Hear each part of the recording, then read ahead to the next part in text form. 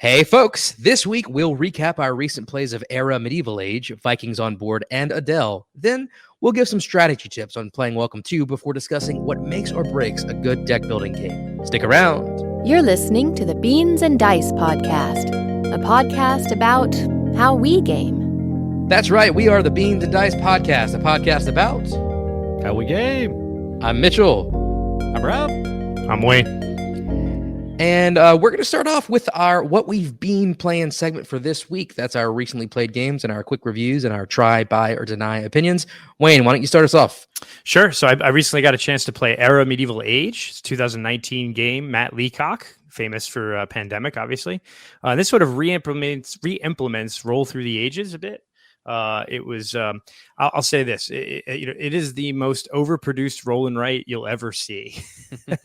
Oh, wow. That's saying something. But it's really pretty cool. I mean, so it's a very sort of midweight game, 2.33 on the weight scale. So a little light, but it's basically a roll and write. But what's cool about it is as you're rolling the dice, and I'll get a little bit more into it, you roll the dice, you're using the dice to buy buildings. And instead of kind of drawing the buildings on a map as a roll and write, where you're actually taking three-dimensional pieces and putting them on like a little pegboard. So you're building your medieval city in sort of 3 dimensions. So it's kind of cool. So instead of like, if you're playing like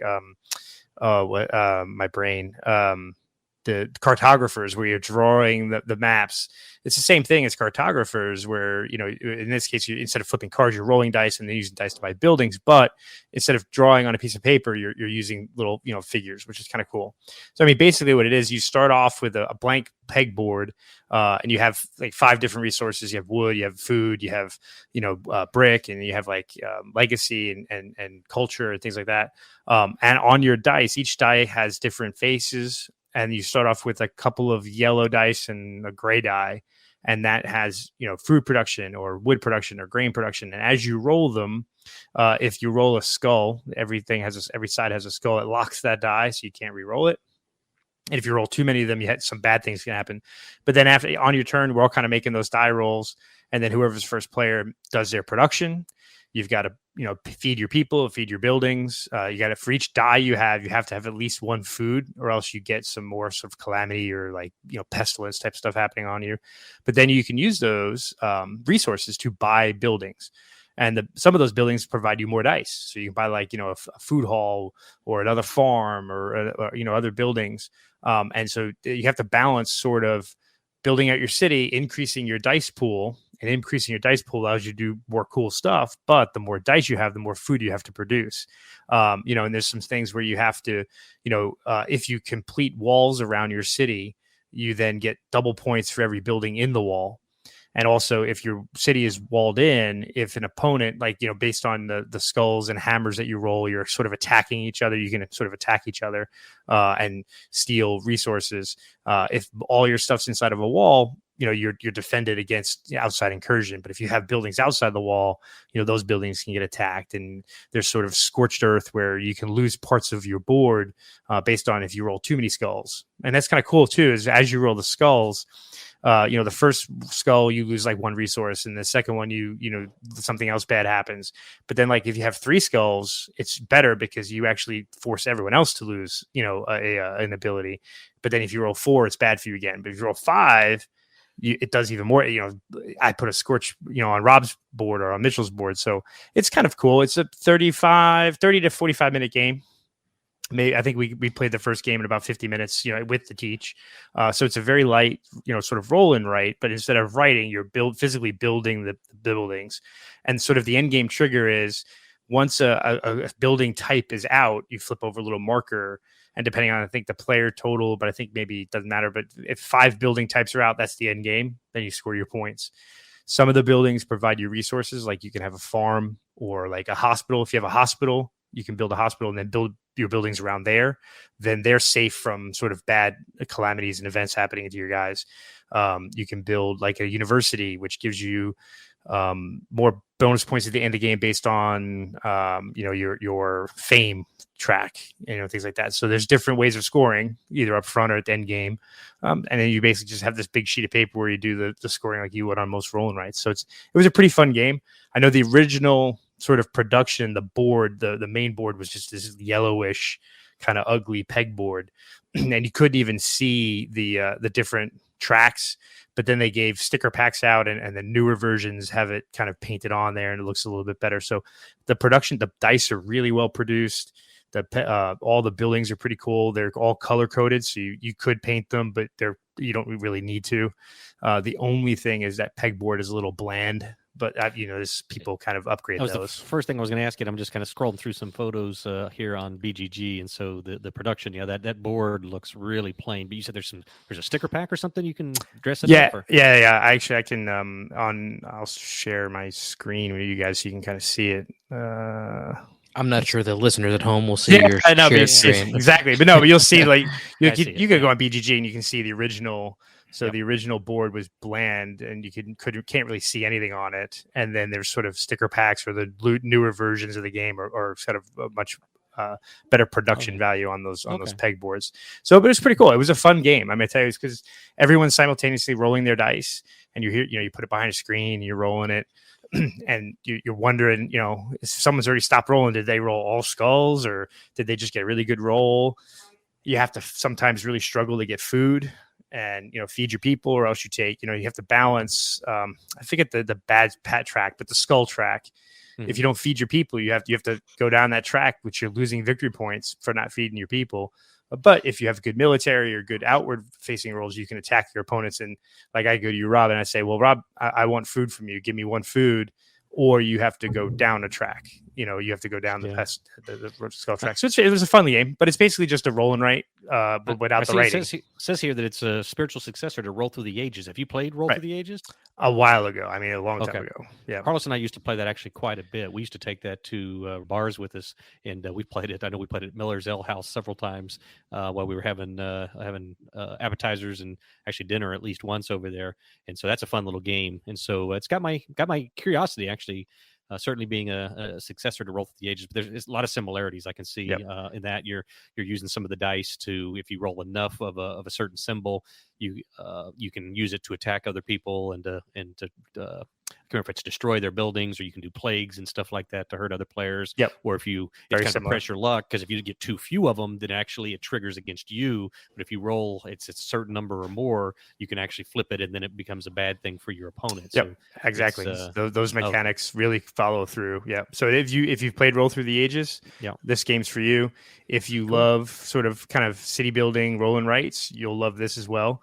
The production is crazy. It comes in a pretty big box too. I mean, it's almost like a good Ticket to Ride size, maybe even a little deeper because of all the buildings. Some of these little plastic buildings look a little fragile. Did you not find them to feel fragile when you were playing? Or? No, they're kind of like a softish rubber. Okay. So they're not hard plastic. Not the hard plastic. Okay. Yeah, they're not hard plastic. So they didn't really feel like they would break very easily. They were kind of a little flexible. Like, I took a couple of the wall pieces, and you can kind of flex it a little bit. So yeah, it was pretty good. I had really no issues with that, and they fit snug in the pegboards. Yeah, you ain't lying whenever you say it's overproduced. I mean, you're right. This really could be a roll and write, but that's the table presence. I mean, whenever I looked at this, I was like, so here's the thing, like spatial puzzles, I'm horrible at them. I hate games like that, but just the theme of this and the production of it makes me want to play, especially, man, I'm looking on BGG. Some of these painted and washed miniatures look amazing. Literally, whenever I opened this up, I looked away, and whenever I looked back for a second, I thought it was one of those tapestry sideboards. It reminded me of that. It also reminds me a little bit of After the Empire with the walls, and another game. Have you guys played Walls of Yark? I haven't. I've heard of it. I've never played it.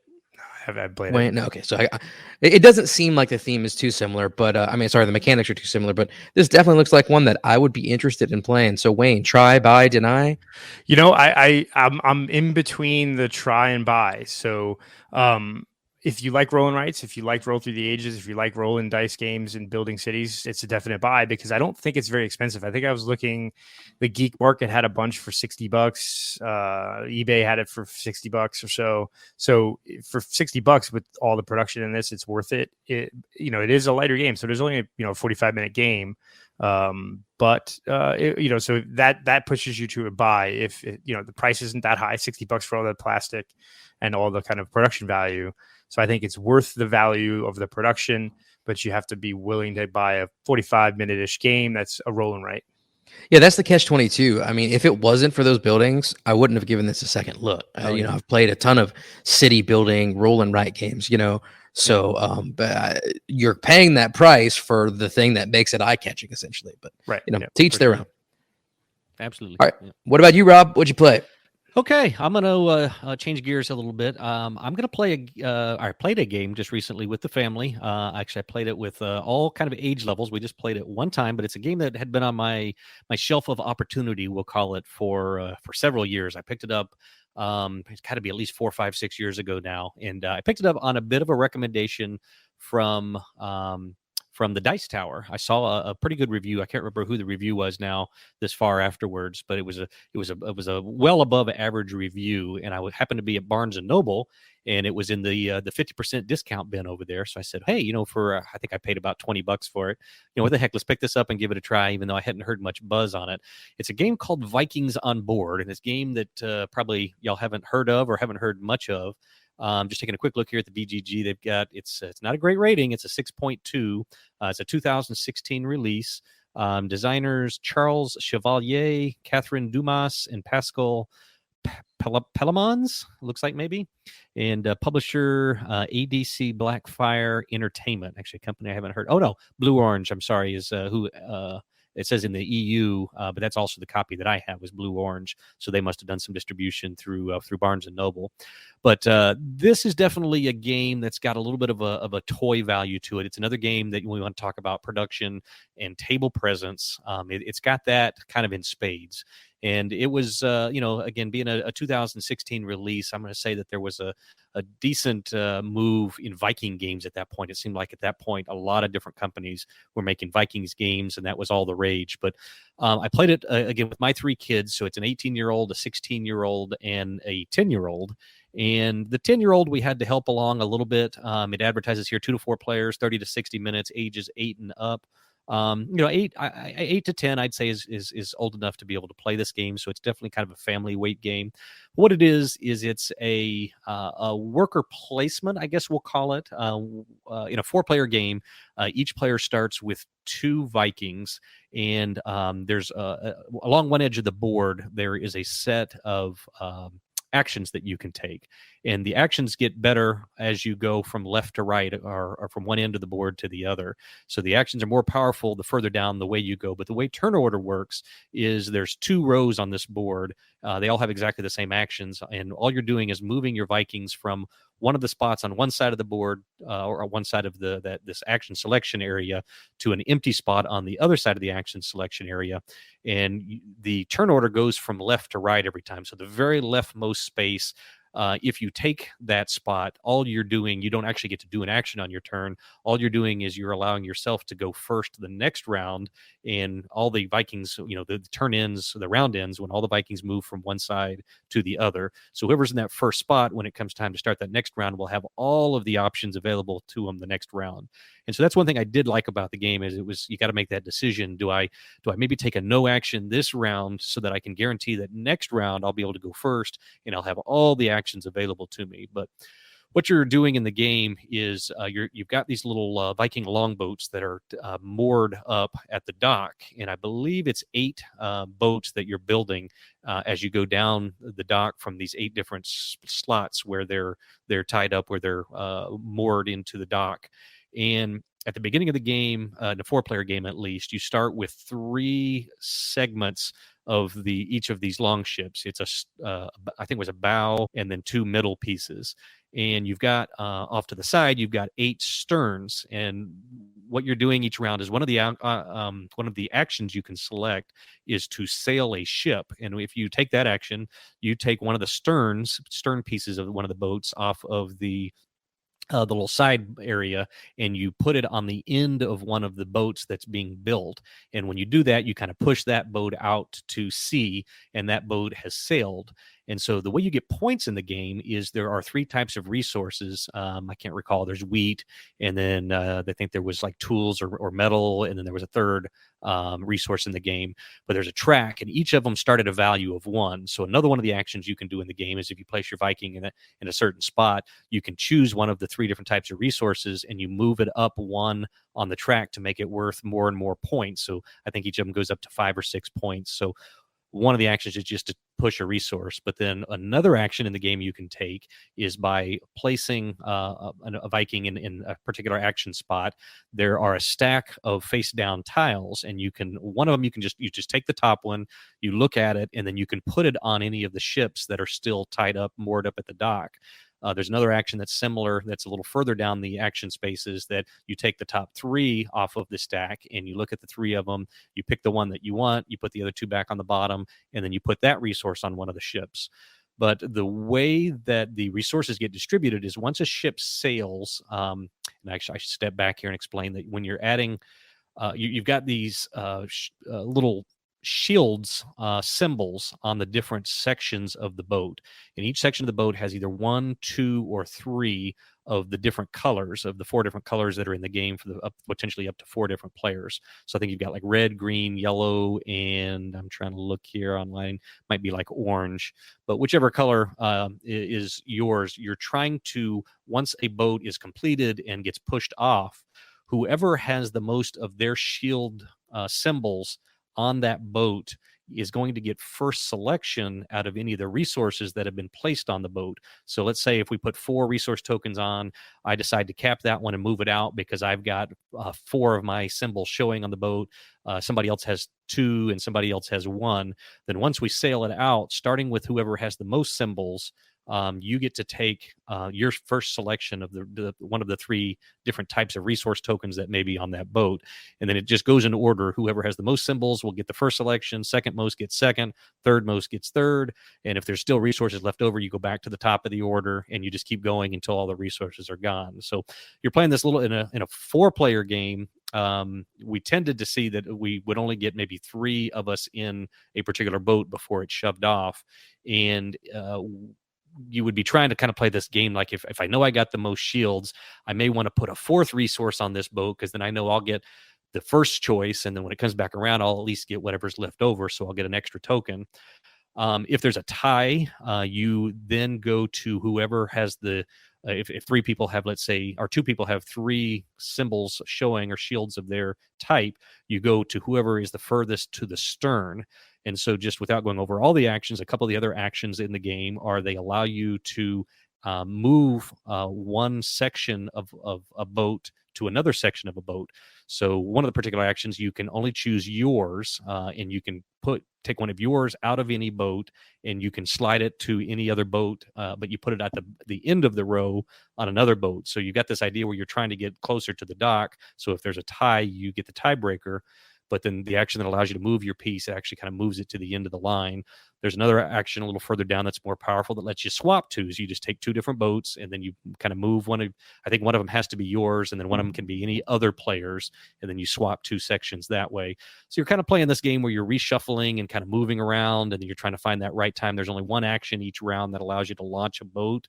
And so you're trying to find the right time where you're going to get that opportunity to get a bunch of tokens that are worth something on a boat, make sure you're in majority, and then make sure you get to be the one that launches that boat before somebody switches tiles around or switches boat sections around and messes up what you're trying to do. So I'll say it was enjoyable. I think it might be a good game to teach newer people to action selection, kind of worker placement.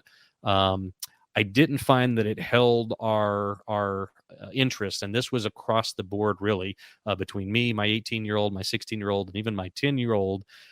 We all said it was kind of fun just to play it, and it was a fun exercise to do it once, and it wasn't as bad as especially my 18-year-old. He was grumbling that I was making him play it because he just didn't think it looked like fun to start with, but he said it was more enjoyable than he thought it was going to be. But it really isn't one that we would come back to, and I think we agreed pretty unanimously that this is one we'll probably play it. We did play it the one time. We'll put it back on the shelf, and I wouldn't be surprised if it ever comes back off. It's a game. It's not bad. Again, the production value is really good.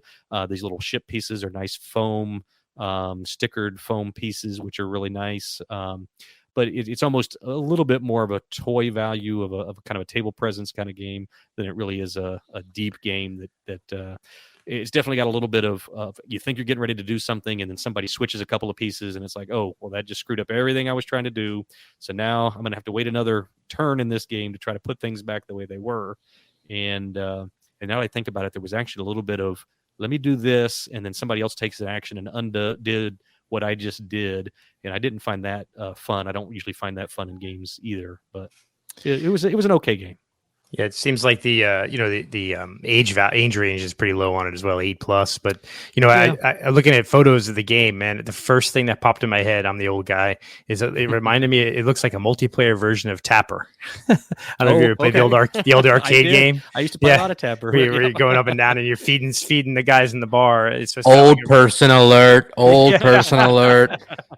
Yeah, Mitchell has no idea what Tapper is, but no, probably not. What's an arcade? Yeah, what's a Commodore? Serving root beers and Tapper. Yeah, but it looks like it's so similar mechanic in that you're trying to feed the guy. So Tapper was a video game, where Mitchell, where you're basically filling up root beer and you're throwing it down the bar, but you have to keep the bar people keep coming onto the bar, the ships, and you have to feed them root beer. But that's what it seems like. It seems like reverse, is you're trying to fill the ship to get it sail, to get it out of there as quickly as possible so you get points. So I can see where that would get old, though, especially with multiple players stepping on each other. Seems a little. That's interesting. That there's a decent amount to take that almost with a game that's 8+. Yeah, I'd say about a third of the actions were moving boat segments around between the different boats, and like I say, they all were a little unique. And like I say, some of them only allowed you to move only yours. Some of them allowed you to move any. Some of them only allowed you to move an in piece. Some allowed you to move like a middle piece. So one of them actions actually allowed you to pick up, if you were in the middle of a ship, you could pick up yours and move it all the way to the stern, to try to break ties. So there was some good thought into it. I think it's a pretty good design. It just wasn't a game. It didn't quite have enough going on in it to bring us back. But like I say, I think it would be valuable in teaching new people the mechanic. With those ships and the pieces, did you run into any issues of knocking them into each other or hitting them off, or could that good table bump ruin the game? It was a little fiddly. The edges of the ship are raised enough so like when you put the tokens in, they didn't come out. But then there was a little bit of the if you see it, the little shields that you're looking at to see who has majority on the boat, those are kind of raised up, and so it was a little kind of, if you ever needed to move a resource or to try to once the ship sailed, to try to get those little resource tokens back out so everybody could put them in front of themselves, was a little bit of fiddly of trying to reach in and fish those out. But it wasn't too bad. But I've got small hands, so I can imagine somebody with bigger fingers, it would have been a little more of a pain. But it doesn't seem like a game that's going to have a lot of positive player experiences with a lot of the tech that you were describing. But component-wise, I mean, it is visually appealing. The first thing I thought of was Merchant's Cove. It looks cool. Yeah, you're right. It does remind me of Merchant's Cove. Yeah. Did you have to put those boats to sticker them together, or were they done already? You don't, and actually, that was really really neat. I should have touched on that. It wasn't game trays, but it was before I think game trays were really a thing. Because again, this is a 2016 release, so yeah, it's been a few years. But the box actually is molded where all of the boats fit in. All the different segments of the boats actually have little columns, little rows that are indented, and they fit in just perfectly. And it, as far as the storage on it, that is really, really good, because the little Vikings are little plastic miniatures, and they all have little cutout spots where they go, but they're all similar enough that you can just kind of put them in any section. But they put them in groups of 4, little rows of 4, and you can just kind of drop them in, and they all kind of settle right in where they're supposed to be. So the storage option for this, the box itself, actually is really well done. Oh yeah, that looks cool. Wayne just put it up on the screen. Oh, did he? Okay. Yeah, I was looking at the other, but yeah, there you go. Right, yeah, it's really good. Everything fits in there real nice. Well, nice. So we got kind of middling review from Wayne on his game. Not so great review from Rob. So I'll round out the trilogy. I'm sorry. You have something else to say? I was just going to give it the pass, the buy. What is it, the buy, the try, or the deny? Deny. I think this one's a deny. I'd say it's worth playing once, but I don't think it's one that you want to add to the library. And I would say I'm on mine, just to give it kind of a rating. I'm in the 7.5-ish range. I think it's a try to buy for me for that game. I think where it just, because to me it's just a roll and write, so I don't know if I want to spend $60 on a roll and write. But like you said, that production value is pretty cool, so it's, the toy factor's high. So I guess you guys are forcing me to like my game, but it's okay because I like it anyway. The game I recently played was A.D.E.L.E. It's a 2021 release, though I think it may have not like fully fulfilled until 2022 because my buddy Jeremy just recently got it, I think.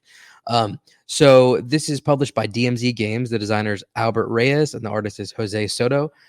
This is a one versus many game, and whenever I hear one versus many, I usually vomit a little bit in my throat because I've had horrible experiences with Fury of Dracula. Because the couple times I've played Fury of Dracula, it's always been the most experienced person playing Dracula, and it's so frustrating to be everybody else and try to find where he is. You're just kind of shooting in the dark, and as soon as you find where he is, oh, he's on the other side now. So that and a few other one versus many games have really turned me off of the genre, but this game does it well, and it makes me now want to try other one versus many games. I mean, it's gotten to the point where, you know, I've been really interested in the game, found out it's one versus many, and then like never wanted to hear about it again. But this one redeems the genre. A.D.E.L.E. So the idea is that we're on a spaceship out in the middle of space, and A.D.E.L.E. is like the AI, and basically it goes rogue, it becomes sentient or whatever. And so everybody else has to work together to defeat A.D.E.L.E. There's two options. The first option is you can like abandon ship and get out of there. The other option is you can literally destroy A.D.E.L.E. And you have two different paths that you can follow. And so I'm going to get this wrong exactly thematically, but the way it works is like there's this little tracker. And so there's one shared objective between both of those in games. Like I think it's like you have to get like a key card to be able to move around the ship or something. But then like if you want to be able to kill A.D.E.L.E., you have to get like a USB drive to infect her with a virus, and then like an axe to hack her up and stuff like that. If you want to escape, you have to get other things that work thematically. The problem is A.D.E.L.E. knows what the final step in each one is. So like if you're escaping, your final thing is to eject, and if you're killing her, the final thing is to bash her up. So the intermediate objective, she knows what you need to do, but she doesn't know where on the ship you need to do them. And I guess the idea is that each player is like specialized somehow. Like maybe I'm the engineer and you're the mechanic or whatever. So like I know some details of one objective, you know some details of other ones, and we can share that as freely as we want. But A.D.E.L.E. is everywhere, and she can hear anything we say. So it's like it benefits us to share information, but then A.D.E.L.E. also finds out. So it's really cool thematically, and it's like, when is the right time to share information? So every round what's happening is we're planning out our actions behind a shield, and then A.D.E.L.E. is drawing these actions from her bag, and she kind of has a bank of actions. But the more she gets of one action, the more expensive they are to do. But she only has a certain amount of energy every round to do these actions. And so she can light rooms on fire, she can deplete its oxygen, she can turn out the lights, she can spy and try to find out some of our objectives. And she has these cards that she plays that the cards determine where she can do these abilities. So she can't just do it anywhere because then she would be overpowered.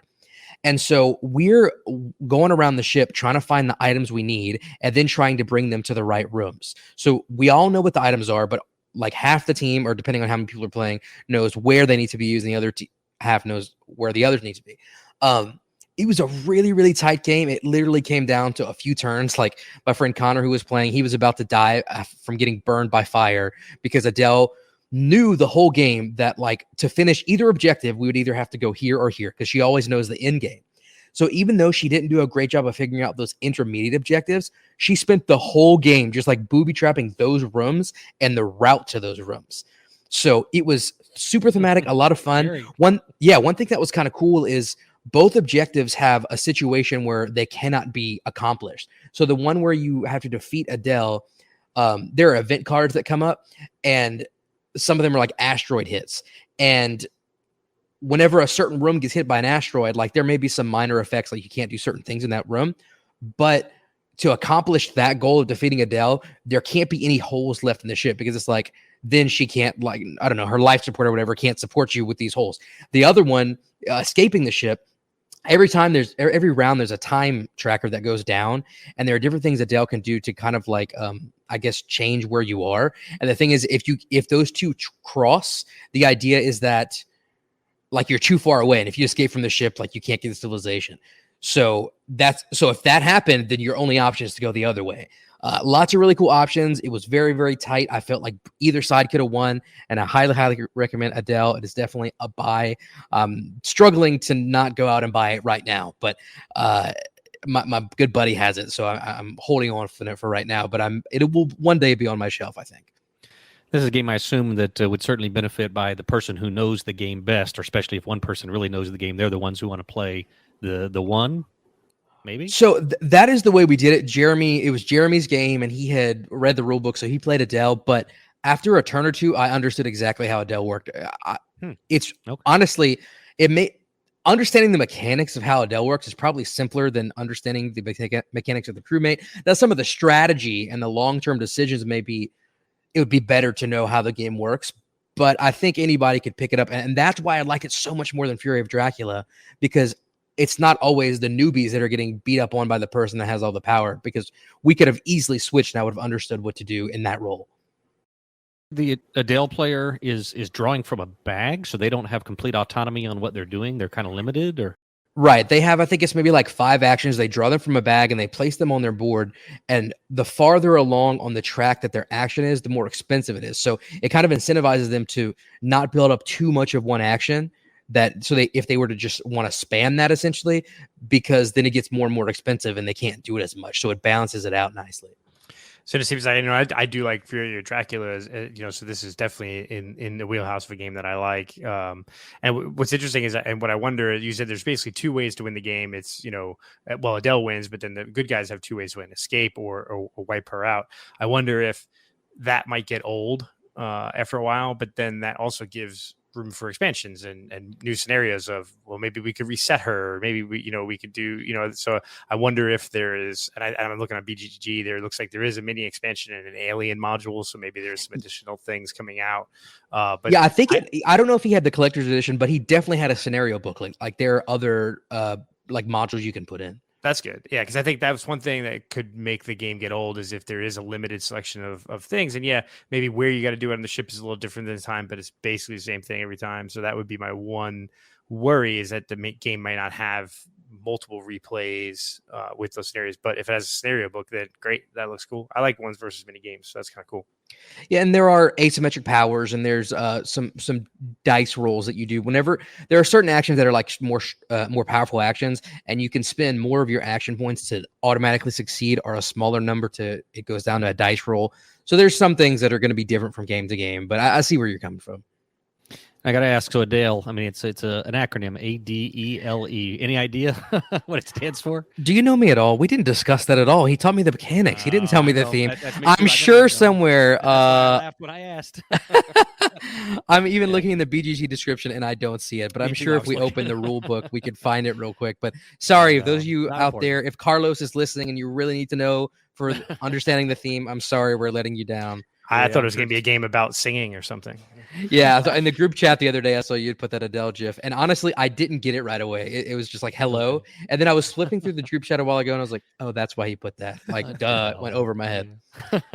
No, and I said that partially just to kind of clarify with anybody who's listening that. So if you're looking on BGG, not that it'll matter, but it is an acronym, A.D.E.L.E. So Advanced Diagnostic Electronic Little Eagle. That's what it stands for. No, okay. I just made that up. I would not have guessed. You guys believe me? Well, I believed you. I thought you found it somewhere, but no. Wow.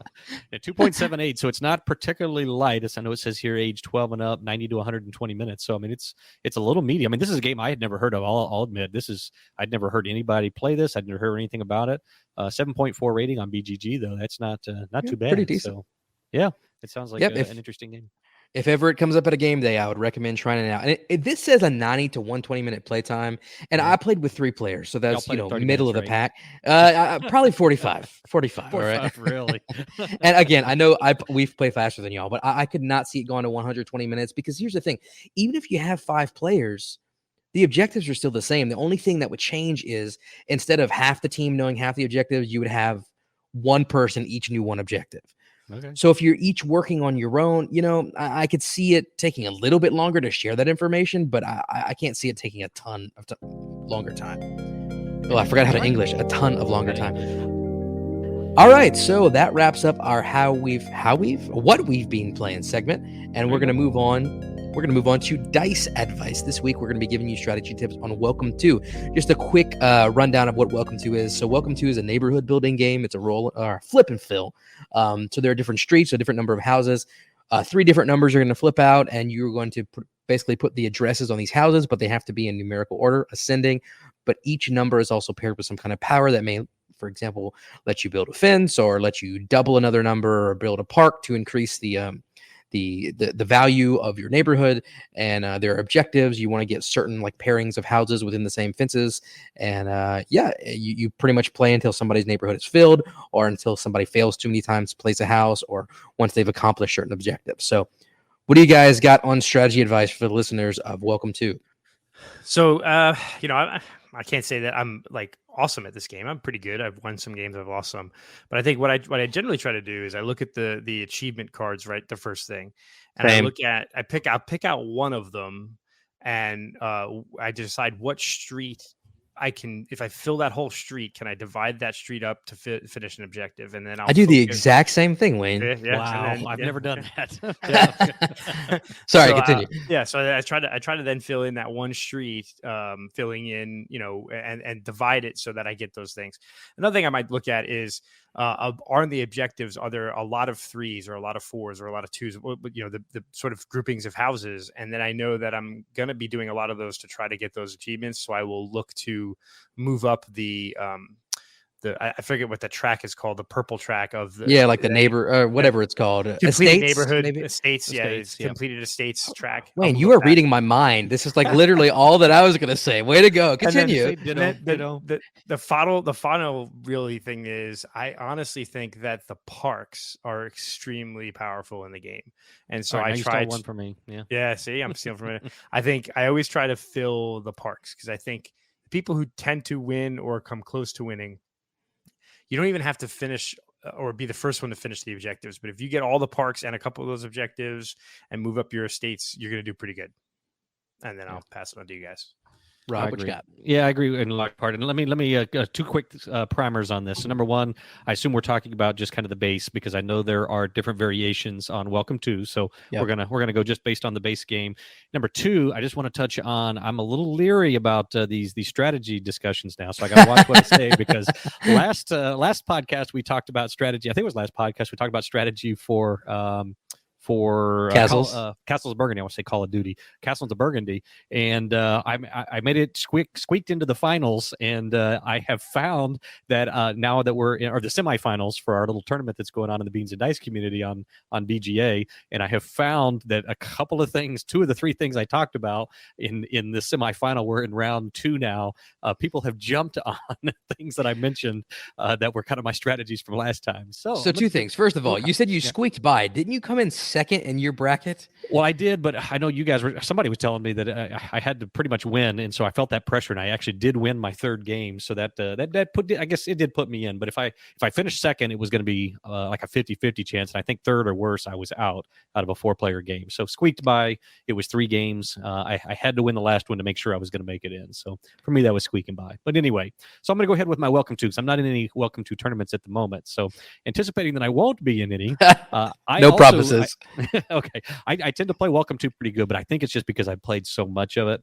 And I'm going to tell you, actually, I'm going to give a lot of credit to my 16-year-old daughter because she schooled me and just about anybody I played Welcome to with the first 3 or 4 times that she ever played it. I know that involved Carlos, that involved Dan over at Your Turn. We had a small group when that game, shortly after that game came out, Mike Lorenzo, who's now living up in Seattle, Washington, and a couple other people, we got together and we played that game quite a bit the first couple years it was out.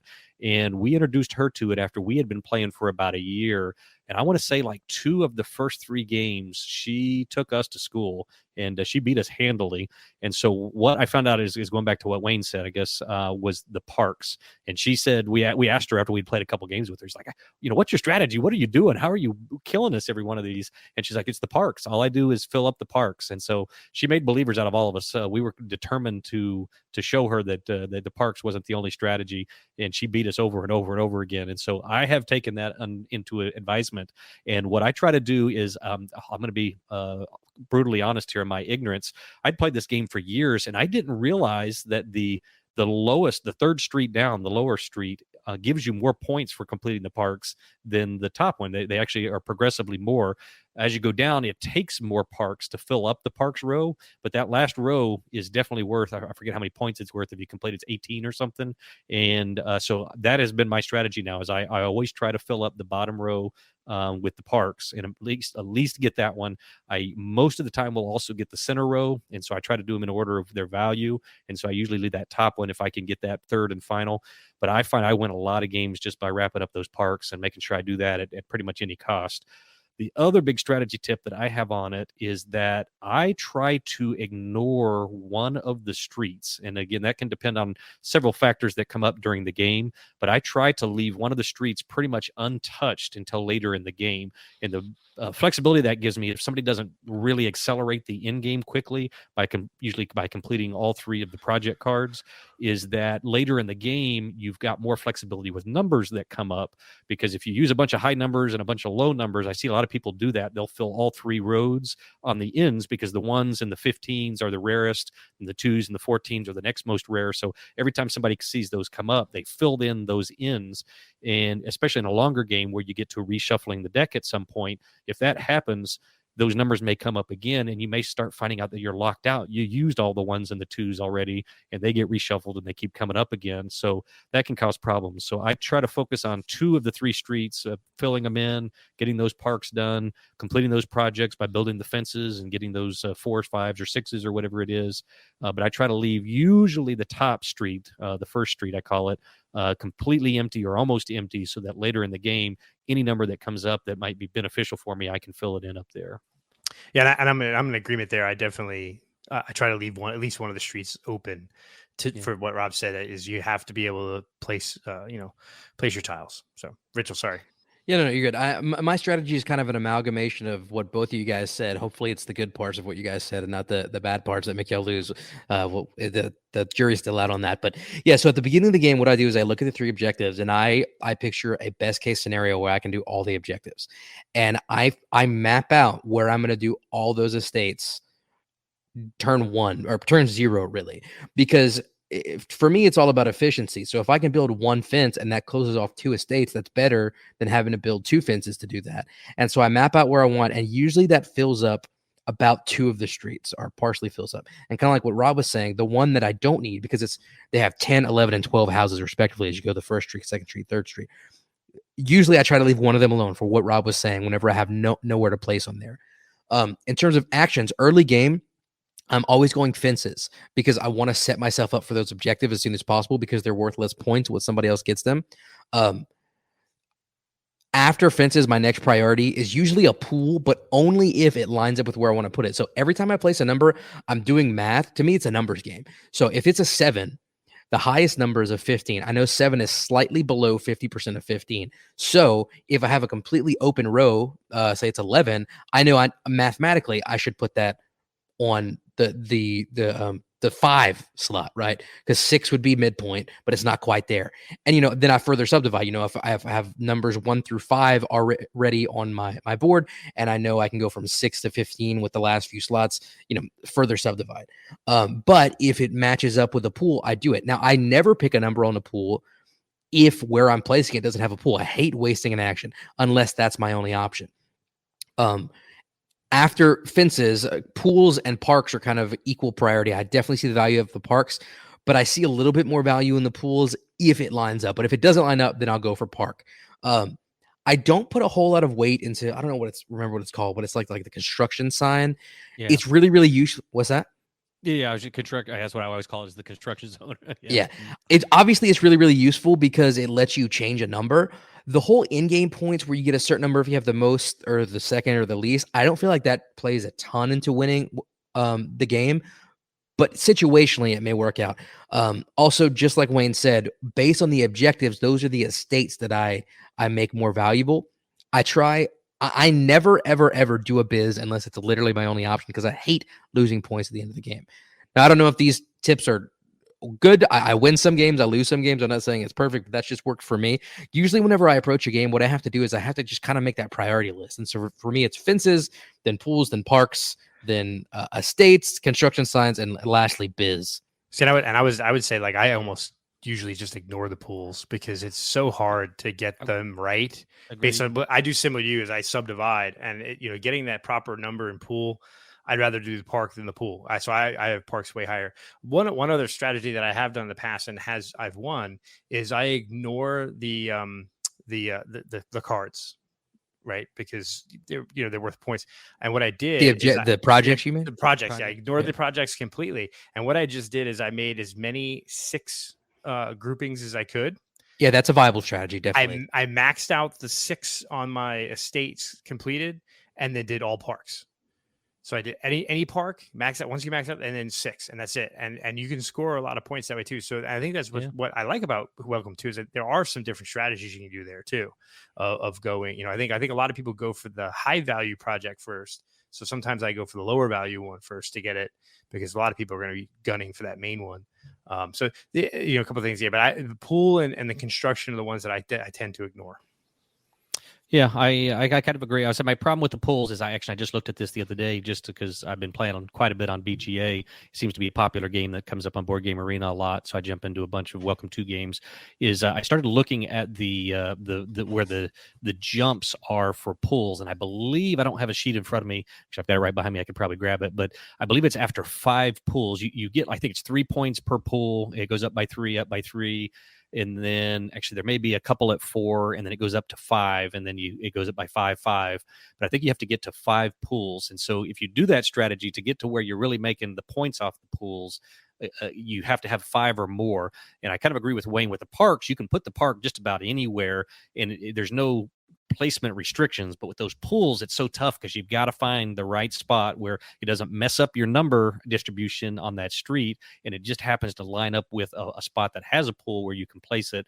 So yeah, I put pools pretty low down. I always go big on the parks. And I was going to ask about real estate. I know somebody had touched on real estate a little bit, but do y'all put a whole lot into real estate? I find that very situational. Some games I do, and I'll tell you just a little trick I have is those projects. If I look and there are, like, say, a bunch of one number, if there's 4, 4, 4, if one of them's got 3 4s and one's got a 4, or the game I'm in, one of the games I'm in now, it's a bunch of 3s. I think one of them has 4 3 areas. The first project has 1 3. The third project has 1 3. So there's like 5 or 6 of them that require 3s. On that one, right from the beginning, I'm like, okay, well, let's do that. Let's go 3s. Let's subdivide everything into 3s. Let's pump up the real estate market for the 3s. And I go big on that in addition to the parks that I'm always trying to do. But how much weight do y'all put on the real estate section? Yeah, like you said, it's situational. It's going to depend on those projects. It's usually middling for me, but if it synergizes really well with the projects I'm working on, it bumps up in priority. Yeah, and I think you could same thing. It's situational unless I go with the strategy of do it like I said a little bit ago.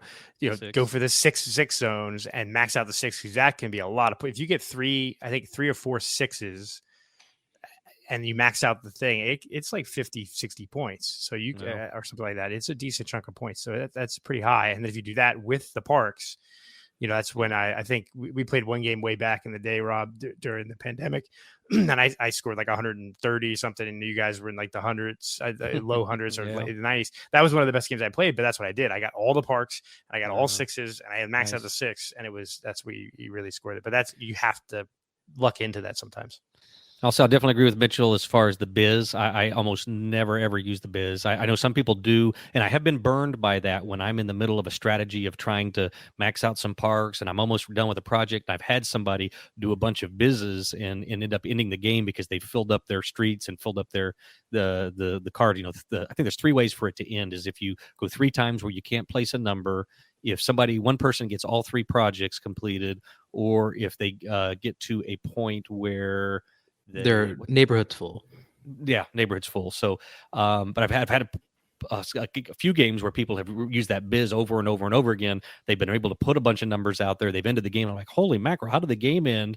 And I've still got like 8 or 9 or 10 spots not full, and they've ended up rushing the end and burning me that way. But yeah, the biz I almost never use unless I really just have to, if I can't place any other number. And then the cul-de-sacs, I'm amazed at how many people I know that have played this game over and over and over again. And then we'll mention cul-de-sacs, and people are like, what? Cul-de-sac? What's a cul-de-sac? And how many times we have to explain that little mechanic. It's something, again, I ignore. I know what it is. I know what it does, but I I think I've maybe played one game ever where I've built a cul-de-sac, and it just seems to be something almost on one hand, it's almost like, well, it's a little complicated, so I don't even want to worry about having to do it anyway, but it's penalizing when you do it because you take the negative points. So I really just I don't think you could take a negative point for the first one. Oh, is And it? it's also, I believe it's a variant in the rule book. It's not It in is the a variant, yeah. So that's why Always some a people little don't know about it. Yeah. Gotcha. And I Okay. know that we've I try to ignore both of them, but I know that there was at least one game that we were all played with Mitchell where he used the cul-de-sacs and business, and it Zerg the end of the game. We're like, what?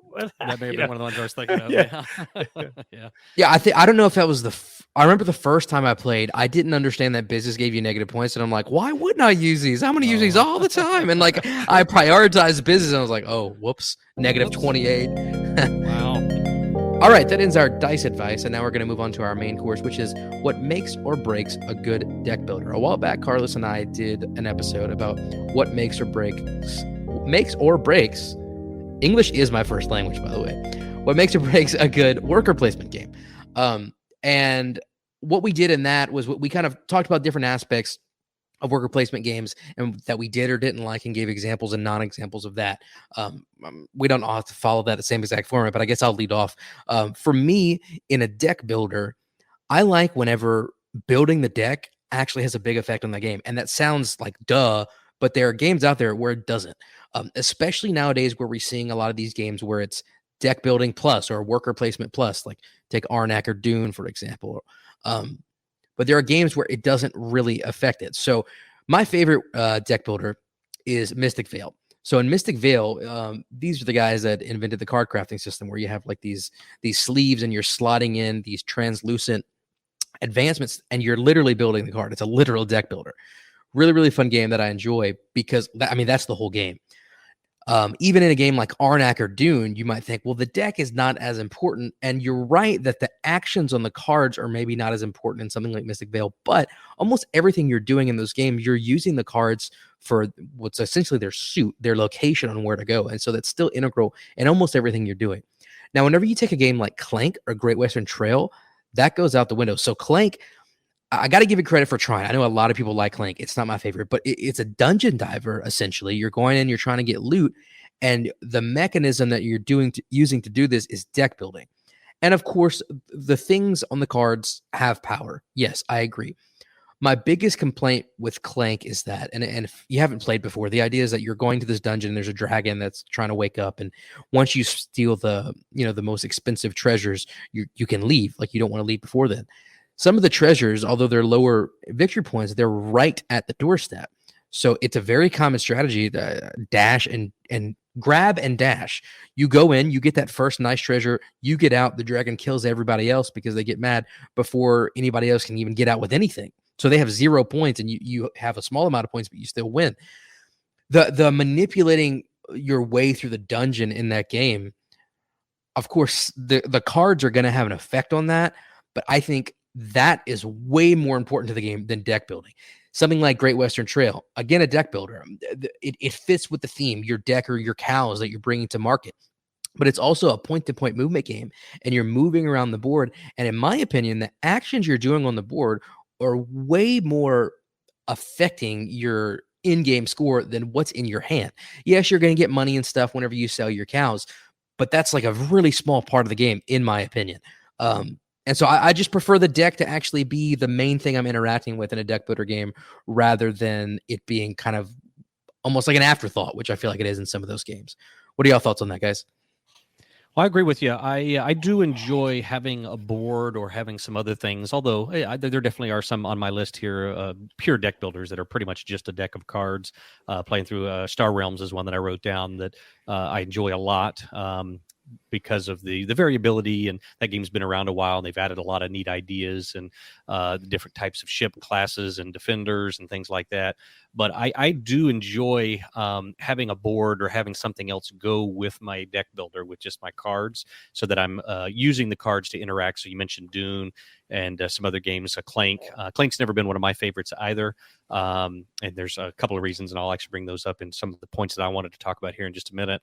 But I definitely don't like that when the deck building of if I'm playing a deck builder game, because I do enjoy deck builders quite a bit, where deck building is kind of just a mechanism of some other things going on, like you say, where the deck building part of it kind of gets lost, and you feel like you're just kind of milling these cards, especially Great Western Trail is another good example, as you mentioned, where it's kind of secondary. You're getting these cards, you're hoping they come up in the right order so that you can sell in the right order. I guess in Great Western Trail is not in groups. You want to have diversity in the cards as you draw them. So you're trying to diversify that deck so that you can draw different kinds of cows, so that you can sell different kinds of cows and make the most points off of when you're cycling through that deck. But my little touch on that again is I do enjoy deck building being a mechanism along with other mechanisms, and usually a board or something else involved. But I agree with you that if I'm going to play a deck builder, and that's my point, is that I'm trying to play a deck builder, I want the deck building to be kind of front and center, be the main part of the game. So.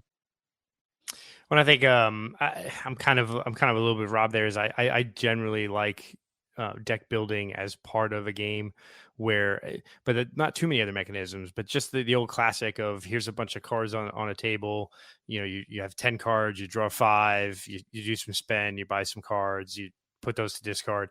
That sort of was the original deck builder, right? That's Dominion. That's, a DC, deck builder. There's a ton of other games that have that sort of mechanism. Just that by itself now tends to be a little boring for me, and it's, kind of just a little repetitive, and it's almost like playing spades or playing dominoes or playing, that kind of like a game where you have this kind of setup. Well, I like those are great. And I do like it, but I do like a little bit more spice in my game. So like the one that I think I would talk about is a deck builder is where it's a mechanic in the game, but it's a pretty big part of the game is Rococo. And so this is a game where, you're in the court of King Louis and you're building dresses and you're a tailor. But what you have is you have a starting hand of a master tailor, journeyman, and a novice.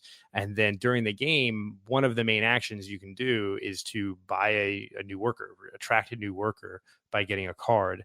And then you use those cards to do all the other actions in the game. So one of the actions is to build your deck, to get more workers in your hand. But then you have these cards, and those cards let you do all the other actions in the game. So that's kind of like that. It's kind of like that layered approach. And there's ways to either, do you thin your deck out? Do you depute workers for more money? Do you do things? Do you use that worker? And then the cards themselves have different powers and different scoring on it. So it's a deck builder where it's, you're not going to build a big deck. You're only going to end up maybe 10 or 12 cards in the whole game, but you have to be very strategic about what cards you buy based on what actions you want to do with those cards. So that's kind of like to me, a really good use of a deck building mechanic. Yeah, I agree. And I was going to touch on just what it kind of ran through my mind here as we're talking about deck builders. I mean, we definitely have different types of deck builders. So we're talking about deck building as a mechanism in a game, and then we're talking about games that are built on deck building. I mentioned Star Realms and Hero Realms, and I think I agree with what Wayne said there, that if it is just deck building, or let's say Dominion, or maybe the original deck builder, that can get kind of old. And I think that's something that Star Realms and Hero Realms, which is basically the same game in a fantasy setting, they've done a great job over the years, although it's gotten stale and they haven't put out a whole lot recently. But for a long time there, again, they were adding new little mechanisms, new types of ships, new races, new synergies in the game, and it kind of kept the game fresh and added more to it. And so I definitely applaud those designers and those game makers for keeping those pure deck building games interesting and fun to play. But on another note is I just want to touch briefly. I'm not going to get too deep into it, but we've also got deck builders in games that you're not. We've kind of been talking about games where you build the deck as you play.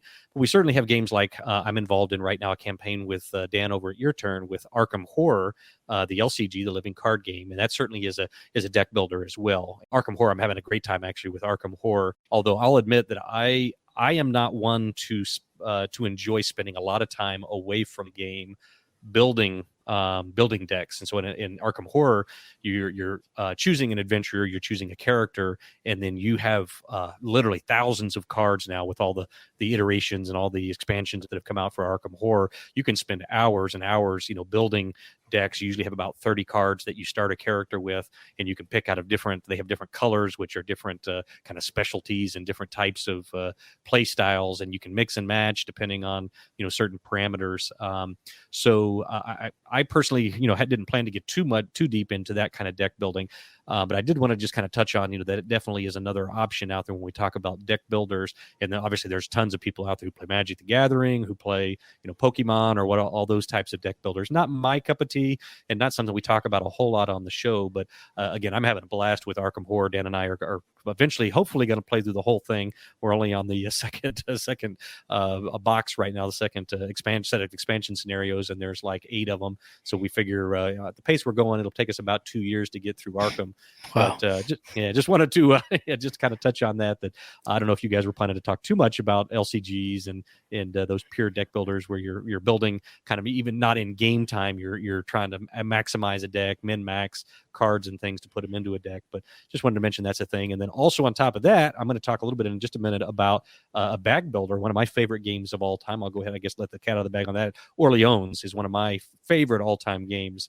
And I think that fits into the conversation here as well when we talk about deck builders. I mean, bag builders essentially are a twist on deck building. And Orleans, just real quick for those who don't know, I mean, you're basically recruiting these different types of chips that you're going to put in a bag. So you've got different kinds of characters that do different things. And one thing I really enjoy about Orleans, again, getting back to being a deck builder, in this case a bag builder, but with a board and with other things going on, is that you're mixing these chips up in a bag. You're pulling them out each round. You're seeing there's that anticipation, the angst that you get not knowing what you're going to pull, and then you pull them out, you place them on a board, and then you put them to work. You send them off to different areas to do different things. And so a big plus and a minus, even though it's one of my favorite, definitely a top 10 game for me of all time, maybe a top 5 favorite game of mine all time. One of the minuses of that, though, is in that particular game, you don't see necessarily everything that you put in your bag because you're constantly wiping your board, you're putting it all back in. And there's a possibility, and this was a criticism actually early on in the game, that if you play with a bag that has square corners, every now and then one of those chits may get kind of lodged down in that corner. And unless you're really vigorously shaking that bag or stirring it up, there may be a chit that gets stuck in there that you don't ever pull in the game. And you don't ever get to put that worker to work on your board. And so that's a little bit of a minus for that game. But in that game, I really enjoy that angst about, I really need to draw the soldier this turn. And I know I've only got 1 or 2 in my bag, and I've got 15 other chips, and I'm pulling them out. I only get to pull 6 or 7 of them, and I've got to draw a soldier. If I don't, then I've got to completely rework my turn, and you got to change up on the fly and try to find other strategies, other ways to maximize and to win the game. But again, Orleans is a great game, and I like the variety. And without getting into all the details of the game, there's just so many places you can go and send people to do different things in that game that it really puts my mind racing each round to figure out, all right, how do I maximize what I drew? How do I deal with this? And then at the end, I'm going to clear everything, put it all back in my bag, shake it up again, and see what comes up next time. But that's a game I really enjoy. Yeah, deck building definitely includes bag building, in my opinion. And I was actually going to bring up Orleans as well for that same reason. I like games like Arnak, for example. What is it like? So if you buy an artifact, you automatically use it, so it goes to your discard. But if you buy an item, it goes to the bottom of your deck, so you're going to get to that before you ever get to your discard. So you're definitely going to cycle through it. But I mean, I feel like is that a fixable problem in bag builders? So take something like a Quacks of Quedlinburg. Same problem you mentioned with the bags, the corners of them. I know a lot of people have had to get different bags for that. But, I mean, is there anywhere to fix that other than saying you don't put the things you've pulled back into your bag until your bag's empty? And is that something that would be too fiddly, you think, to implement? I think one thing you do is if you had a bag builder where you had 2 bags, and as you pulled from one bag, you played it, and then you put it in the other bag, and you don't use the other bag until you've used everything from one. So you kind of switch them back and forth. That would be one way to fix that. That's a good point. Although Rob knows, we played Merchant's Cove, and I was playing the Alchemist, and so I kept accidentally putting my marbles into the bag for the people, and the people for the bag for the marbles. But that's just because I'm stupid. They were both bags, but they were completely different colors and different symbols. Yeah, something to do in that game, but yeah. To touch on something you guys mentioned a while ago, I know I'm backtracking a little bit. First of all, living card games, I'd love the concept. I don't have enough money for that or time to be doing all that. But you guys mentioned, your classic just card-based games. And don't get me wrong, I love Deck Builder Plus. I love Arnak and Dune, etc. one game I really, really like, Shards of Infinity. I mean, it's pretty much as basic as you can get. You're buying cards, you're drawing 5, splaying them out, you're attacking other people. But they find ways to keep it fresh. You have these champions that persist from round to round. You have mana that can make your cards more powerful. Certain cards, whenever you buy them, you can use them immediately if you need them in a pinch. Can you guys think of other deck builders that have mechanics like that are mostly card-based, but they find ways to make it more than just cards? Well, I'm sure they're out there. I'm sure they exist. I'm putting you guys on the spot. Sorry. Yeah, but... I don't know. I can't think of it. And I think that's because I try to stay away from those necessarily because I feel like I've played them before that I probably haven't come across, that. And like, even, you talk about living card games and like, oh, it's, you got to be fresh. I'll give Rob a minute to think while I spew on here. But you talk about living card games, not having the money to think of things. It's the same thing with like Dominion, right? So Dominion, you have the base game. But then X amount of plays that is, and how many? What, there were 15 expansions now. So I mean, that would cost you more than any living card game to keep that game fresh. They have to have these many expansions, and then how do you track all that? Right? What synergizes with what, and what goes back and forth? But yeah, so I can't really think of one that off the top of my head. Maybe Rob has got one now. No, I was thinking. I can't mention. I've mentioned Star Realms, and Star Realms, like I say, has done some things with adding new mechanisms and just little gameplay things, but it's still all card based. But I can't remember, it's been a while since I played, but I know you've got like the bigger ships. You've got your base ship and that, or the base dial, and that's what people are trying to get through to attack you to knock down your base health, which is similar to shards that you've got. You're trying to break through to attack the individual to take them down. But they've come up with different types of ships that you can use for blocking. And again, my ignorance on it, I haven't played Star Realms in a while, but one type of ship, once you play that down, the person has to attack that ship first. They can't go after, like in Hero Realms, you've got hero cards. They can't go after your heroes or your main, I don't know if it's your king or whatever in that, your main dial. They can't do any damage through to that until they attack these other things. So they've come up with still using cards. They've come up with different variations on how to keep the game fresh and how to do different things with it. Again, I know, like I say, that eventually got stale as well. I haven't played in a while, and I think a lot of people probably have trailed off on that game because once they stopped innovating, once they stopped coming up with the new mechanisms, they tend to get kind of old after you've played them a handful of times. And I would say it's kind of interesting in the community that now that I'm thinking about it, that a lot of these deck builders, the people who get them, one of the convenient things about them is a lot of times it's just a deck of cards. You can kind of take it a lot of places. It's portable. It's easy to get around, but it is usually only a deck of cards. And so without buying expansions and plugging in new things, you're going to see all the cards a lot of the times. And, unless you get to an unwieldy stack of cards, which then kind of takes away that whole portability thing and making it easy to play anywhere, which I think is a big plus of a lot of the pure deck builders.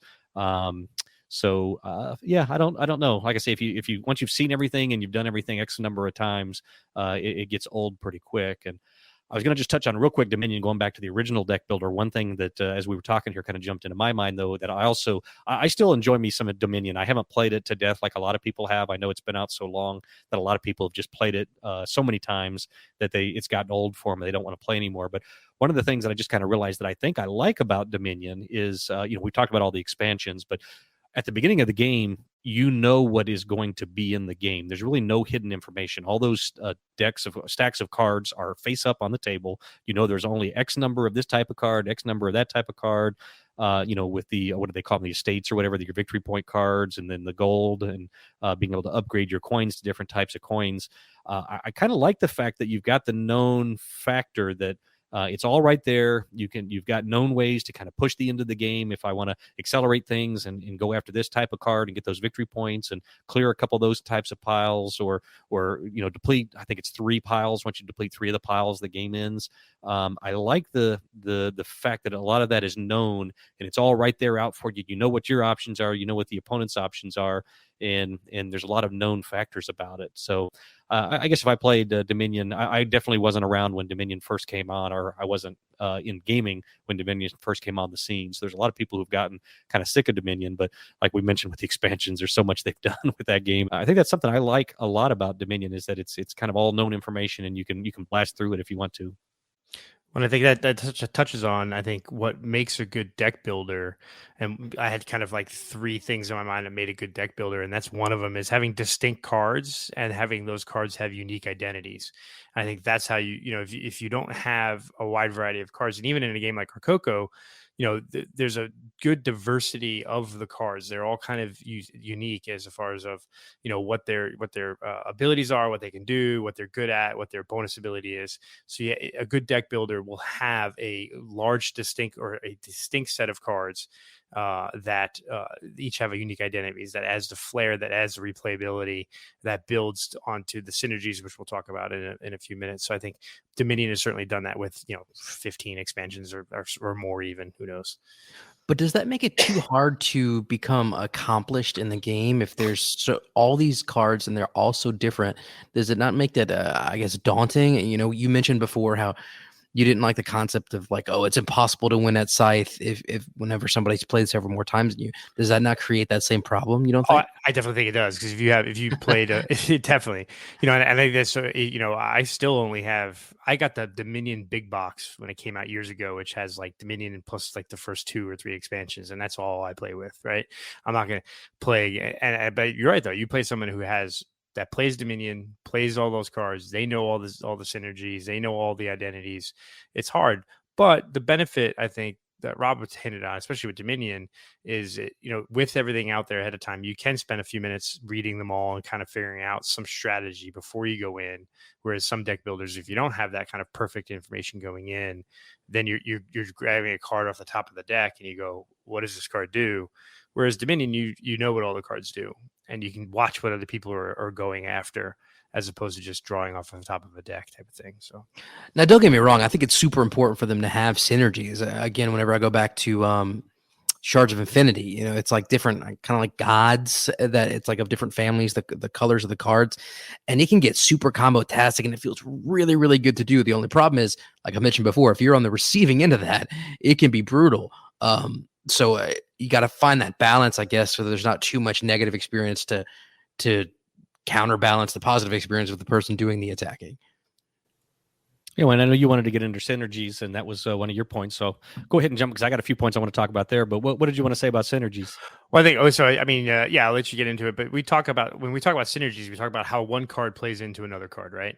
And I had kind of said that in my head I have kind of two categories of synergies. I have hard synergies, and by those I mean if I have this card and I get a duplicate of that card, and I keep getting duplicates of that card, or something similar card, it's going to compound its attack value is 1, but if I have 2 of them, its attack value is 3. If you have 3, it's 5, those things. So that's kind of like a hard synergy where I'm looking to collect one type of card.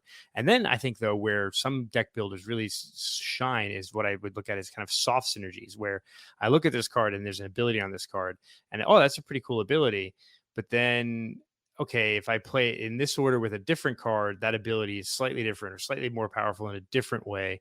But I'm not collecting the same card multiple times, but I'm looking into collecting a set of cards that, as I get them, those will string together to create a pretty cool sort of combo.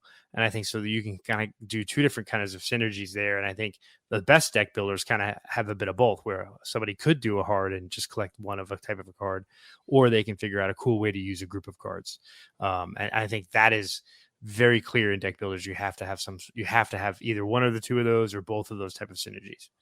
And that soft synergy you're describing, I like the way you've given it that nomenclature. That's something that you're not going to notice in your first play. That's kind of like what we're talking about. The more you play, you realize, hey, if I do this and then this in combination with this, it's going to be really powerful. That's something that's not going to be like explicitly stated on the card or in the rules, but it's something you have to discover. And I think that's a really fun part of deck builders, is finding that. I know, in a lot of these LCGs and stuff, it's like there are certain decks that are like banned, right? Because they work too well together. They weren't mechanically designed for that to happen, but they just work so well together that it's OP. Was it us we were talking about? Wasn't there like a specific Magic deck that was like copyrighted or something a while back? You guys remember something about that? I'm sure, yeah. Yeah, I remember some things like that. Well, and then they'll retire certain combo card. That Magic is very good about, like, when they find a card that's broken or a combination that's breaking the game, they will remove it and say, okay, you can't play those cards anymore in open play or in tournament play and things like that. So I certainly can see that.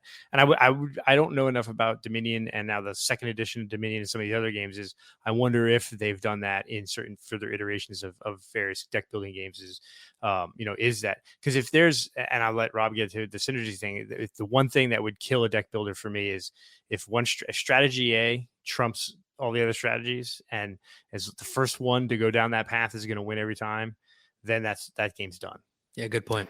Yeah, I know that happens a lot, especially in tournament play and in all types of games. I say Carlos and I played competitive X-Wing for a couple of years. I'd say maybe 3 years, and we were doing a little traveling around and playing. But in any of those types of big tournament games, I know X-Wing, every few months they would come out with some erratas on the rules and reworking some things because people would find those little broken things, and then all of a sudden, that would be the new meta, and everybody would shift to playing, that set of cards with that set of weapons on that type of ship, and stuff would just get to be overpowered. And you'd go to a tournament and there'd be 30 or 40 people in the tournament, and 20 of them would be playing almost the same lineup. And it's like, so especially in a game like that, you got dice involved. A lot of times it would just come down to either the roll of a dice or somebody would kind of outmaneuver and outfly the other person. So that was a good thing about X-Wing, is that it wasn't just pure luck. You did have some strategy and some stuff you had to do on the fly as far as flying right and outguessing your opponent and things like that. But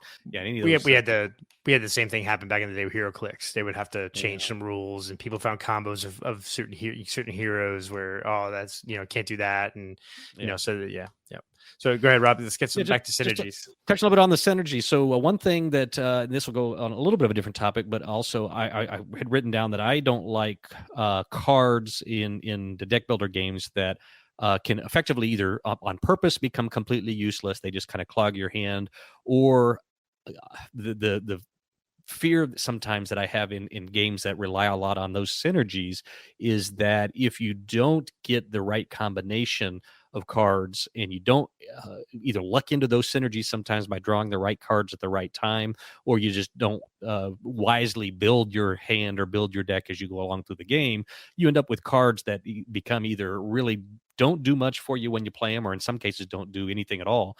And I know, again, one of my other favorite games of all time, and I guess I'm showing that I really like deck builders here because in my top 10, I probably have half of them are deck builder or have that mechanism in them, is Dune Imperium. That's another game I've talked a lot about, and that's a game that I really like.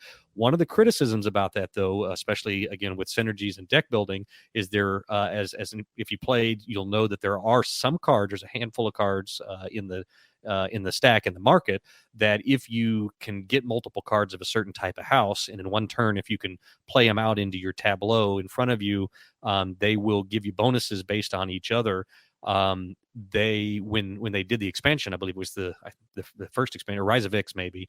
I think it is that they added some cards. I haven't actually played Rise of Ix yet, but they added some more cards that synergize, because a lot of people were critical that the synergies in the game were really cool, but there were too few of them.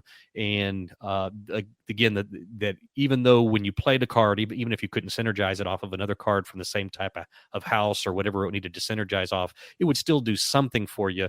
But the real intent of that card, it really wasn't, as far as the price of the card to buy it out of the market, was it was overpriced on its own, because it really relied on that synergy. And I do get a bit of a bad taste in a game like that, especially I'd say in Dune. That was probably my biggest criticism early on, is that I would play games where I would make that synergy happen, and I would collect 3 or 4 cards of Arrakis or whatever I needed to, and I'd be able to get those synergies to come out and hit multiple times in a game. And when I did that, I really felt kind of overpowered, and I tended to win those games fairly easily. And then other games, I would maybe get just as many of those cards, but they wouldn't come out at the right times. And again, if they don't come out and synergize off of each other, they become underpowered. And I really felt like I struggled in some of those games just based on either that I couldn't buy the cards that I needed because they didn't come out at the right time, or I just didn't get them played out just by luck. They didn't come out of my hand in groups. And I think that can be a bit of I really like the idea of synergies in deck builders. I really enjoy that combo that you pull it off. It's like, bam, all right, I played this and it's going to do that, but wait till my next turn because I'm going to hit you with another card and it's going to do something and go back and retroact on the other card, and they're going to combo up and do something cool. And I really like that feeling, but I need to have that happen fairly regularly in a game like that to kind of keep that feeling. And I think I need that to happen to everybody else at some point too, because I don't like the feeling of being like, okay, well, I just got lucky and pulled these cards and they happen to come out in the right order, and now I'm doing this over and over again and you guys have no chance. So it can be a little bit of a sticky thing to walk there, I think. First of all, I just want to say I think we now hold the Guinness record for most times synergy was uttered on a podcast ever. But secondly, I just want to wholeheartedly agree with what you're saying on Dune. In the base game, those Fremen bonds, that's what you're referring to. And those are really cool, but I rarely grab them because not only are there so many other cards that aren't Fremens, but first of all, I have to have other Fremens in my deck and they have to come up within the same turn. And that just happens so rarely that it doesn't make it worth it. So I completely agree. I didn't realize they were doing that in Rise of X, but it makes total sense. Yeah, I need to get Rise of X because I'm excited for that. And I think that your conversation specifically about Dune also reminds me of the sort of two aspects of deck builders that I think can not make a good deck builder. And that one is if you have a splay of cards or a market of cards, and that market doesn't refresh, or there is no mechanism for refreshing the market, and you get a bunch of cards that are either too expensive for you to buy, that helps to add to the run rate leader. If one person can buy those expensive cards and no one else can, they're just going to keep buying them, and the luck of the draw there. So I think most deck builders should have a way to refresh the market, unless it's a completely open market, something like Dominion, where everything's already out there. And I think the other thing is to get those synergies to work again, you have to have a deck builder has to have a way to cull cards. And I think that's so, I love Phil Walker Harding, praise be, his summer camp game. I picked it up from Target. It's a really cute little game. I love it for the theme because I'm a boy Eagle Scout, Boy Scout type of person. But in a lot of the setup of there is no way to cull your hand. So you have these, your hand just gets bigger and bigger and bigger, and there's really no way to cull out all the smaller, cheaper cards that you started the game with. And so getting those synergies and working those big turns gets harder and harder because your deck gets bigger and bigger and bigger as the day goes on. You can't thin it out as easily. So those are two things that really would turn me off from most deck builders. Yeah, I agree with you 100% on the refreshing the market. That's something I had written down as well. And there are games that I get frustrated with. I mentioned about Tyrants of the Underdark. Again, another top 10 game for me and another deck builder. So the more I talk, the more I'm realizing I really like deck builders. But anyway, Tyrants of the Underdark does not have a mechanism for refreshing that market. And especially when you're playing with the dragons, for everybody who hasn't played that Tyrants of the Underdark, there's the base game has 4 different factions, and you choose 2 of them. You shuffle those 2 decks together, and then that builds your market for the game. And there's a dragon deck, and the dragons tend to be super powerful. There are some that are not as much so, of course. They have to have some affordable cards in there, but there are some dragons that are really powerful. And I've gotten into games where I think the market is either 5 or 6 cards, and like 4 of them have been really powerful dragons that cost like 8 or 9 buy power in the game. And that's a lot. I mean, you don't hit 8 or 9 buy power very often. And I feel like sometimes in that game, I think there's even been a game or 2 where we've just agreed at the table, all right, we need to clear this. Let's go ahead and just clear this market. Let's put, let's get rid of half these cards or whatever. Now, they do have a mechanism in the game. There is a type of card that you can play that says cull a card out of the market. So again, that tends to be kind of a wasted thing because you have to get that card in your hand. Now you're playing a card not necessarily to help yourself, but you're helping everybody at the table by playing one of your actions, one of your cards, to just eliminate a card out of the market because nobody can buy anything. So then I feel like I'm wasting an action that I could have played some other cool card and done something to help myself in the game. I guess I am still helping myself, but I'm helping everybody equally by getting this card off the market and trying to get some affordable cards up there. But that's definitely a problem. that I have is if you don't have some mechanism for, even if it is wasting an action or wasting a turn, being able to clear the whole thing and then maybe having first crack at the new cards when they come up, I think is a good way of balancing that. If you spend your action or your turn to clear that market, you should get some benefit out of it, because again, a lot of times you're helping everybody at the table by doing that. But calling the cards out of the hand, I just want to touch on that just briefly. That's an interesting thing as well. I generally agree with you that being able to do that is a good thing. I want to be able to get rid of, I usually call them starter cards. Everybody in a lot of these games, you start with some real basic, like one buy power or one attack power kind of cards, and you want to get rid of those. Those don't keep coming up in your hand. Although I do enjoy, like in Arnak, Carlos plays that game very differently than I do, and he has always been a guy who's gone after buying a lot of cards, and by the end of the game, he's got a big stack like you talked about, and he's not seeing those cards very often. I tend to go just the opposite way. I call some cards out and get rid of cards when I have the opportunity, and make a lean deck and be able to play cards over and over and over again. So, I think actually, now the more I think about it, that is something that I usually am going to enjoy in a game is being able to call those cards out. So it allows you some variances in play style. So I just kind of changed my mind on that as I was talking there. But yeah. Well, the interesting thing about Arnak and calling cards is that each of those cards is worth points, except for your starter cards. So whenever you have cards that are, exile this card or exile another card, in Arnak, I really think twice about that, because I'm losing points. If it's something like Dune, or if it's Shards of Affinity, those cards aren't worth anything at the end of the game. Clank is another one. Some of the cards are worth points. So it makes you look at kind of the profit loss, the cost benefit analysis, which I don't know, in a deck builder, sometimes that's going a little bit too deep for me, but that's just my opinion. Tyrants handles that in a unique way. Also, and again, just hit me as you were speaking there, Mitchell. I hadn't thought much about calling cards in Tyrants of the Underdark. But if y'all haven't played that before, when you call a card out, basically what you're doing is there's a little circle token that you have. I say little circle token, is actually a fairly large circle token. But when you call a card, you have to buy cards out of the market that allow you to call cards from your hand. So you don't start with any of those. But once you get those, if you play those, when you call, you actually put them in under what's called your inner circle. And on each of the cards at the end of the game is worth a certain value, usually like 1 or 2 points. But if you call them and get them into your inner circle, at the end of the game, there's a second value printed on the card that's more than the base value. So a card that may be 1, if you end with it in your deck at the end of the game or in your hand at the end of the game, if you take an action at some point in the game to cull it and to put it under your inner circle, at the end of the game, that card's going to be worth maybe 2 or 3 or 4 points. And so that's an interesting way. I hadn't thought much about it, but that's an interesting way they attack that, is that, like you mentioned in Arnak, it's a tough decision, because do I want to get rid of a card that's worth something? But in Tyrants of the Underdark, you actually want to call them out if you get the opportunity, because it actually increases their in-game value. And so that really flips it on its head. That's interesting. Yeah, and it really makes it interesting about when you want to try. They call it promoting. You're promoting those cards to your inner circle, because if it's the cooler the card is, the bigger difference it gives you for promoting it or calling it out of your hand. So if the card has a pretty cool effect, again, if it's in your hand at the end of the game, it may only be worth 1, but then they really reward you by maybe making it worth 4 at the end of the game. So you kind of want to use it as much as you can. And then when you feel the end of the game coming on, then you want to get that cold and get it put away, because you multiply its value by 400% or whatever. Slightly off topic, but you guys have hit Arnak, and I think I want to circle back to that for a hot second, because I think one of the things I really love about Arnak is when you buy cards, there's different that you use them differently, right? So one of my issues with deck builders is the typical rule is you buy a card, it goes to your discard, and then you don't get to use it until you use all your other cards, and then shuffle it all back in, and then it may come up, or you put it at the bottom of your deck and as you go through your deck.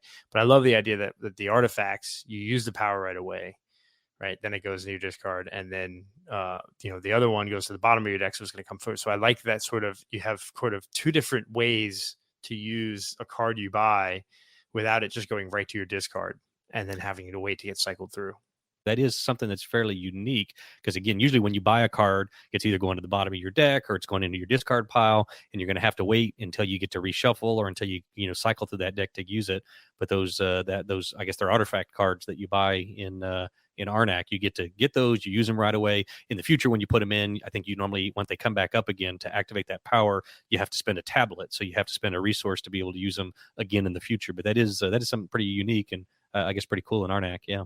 I think the last sort of negative on what, if the rich get richer, if you see somebody like you can't catch the runaway leader, so deck builders should have a way of somebody be able to catch up, from being behind, and that can be tough sometimes with the deck builders because you're buying cards, and if you're buying more powerful cards, that's going to lead to a cascading effect in general. So I think that's this is a mechanism or mechanic, whatever, that makes it hard to not have a runaway leader. So games that are able to be balanced enough to prevent that, I think, is where you're going to find those deck builders that sing. It's a small catch-up mechanic, but kind of what you're talking about, Wayne, in Mystic Vale, it's also a push your luck game. So you're basically like planting a garden, and if you get too many spoil symbols, then like you lose your turn. But if that happens, your mana token flips over, and basically on a future turn, you get one extra buying power. So it's a small consolation prize, but it has a little bit of what you're talking about. So I just wanted to mention that because I did say it was my favorite deck builder, and you're just reaffirming that it's a good game. Thank you for that. Well, that's going to wrap up our discussion on what makes or breaks a good deck builder. And we know Rob has so many deck builders in his top 10 because he hates dice. And I can't think of a single deck builder with dice. Can y'all? Oh, gosh, no, I don't. Not off the top of my head, but that's a good thing. Yeah, I know. It just proves my point, I guess. Yeah. Everybody listening out there, please don't forget to check us out Thursday nights, 9 to 10 p.m. Eastern. Beans and Dice live board game call-in show. You call, take over the conversation, tell us what you've been playing, what you think about the podcast, whether we're right or wrong, and what you want to add to it on YouTube, Twitch, and Facebook. This is the Beans and Dice podcast, the podcast about how we game. I'm Mitchell. I'm Rob. I'm Wayne. Thanks for listening. See you next time. Thanks for watching the Beans and Dice podcast. Don't forget to like and subscribe.